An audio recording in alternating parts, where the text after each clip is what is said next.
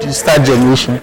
So at the moment, if you look on the console, the 2 circles at the bottom with red indication, those 2 units are running. That is unit 1 and unit 3. So those ones are generating.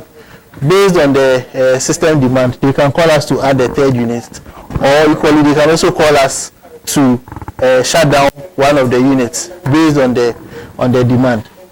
So they also have a similar overview at the system control center. So whatever happens here, they're able to see it. They don't have direct control over what we do here. Up here you see the arrangements to the switch yard. So we connect with 4 main switch yards, one at Sunyani, one at Techiman, one at Kintampo, and another one at Sola. So that is how we interconnect with the grid from here. So based on the system conditions, we can also issue commands for some of the breakers to some of these areas to also open up.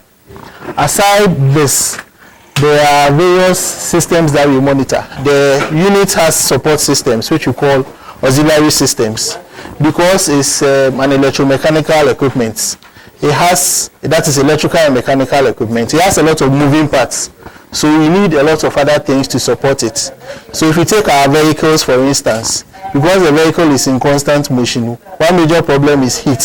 So we try to maintain the temperature of the engine. So you have your coolant, and so the unit also has something in the form of a coolant to regulate the temperature at various elevations.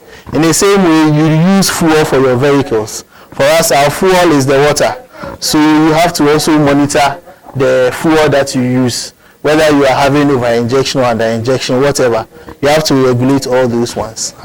So for hydro plants, we have water stored in the main reservoir, and each unit has a penstock connected to a turbine.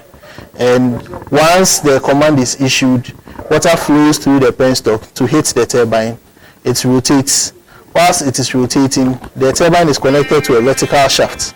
So it is the shaft that is connected to the generator.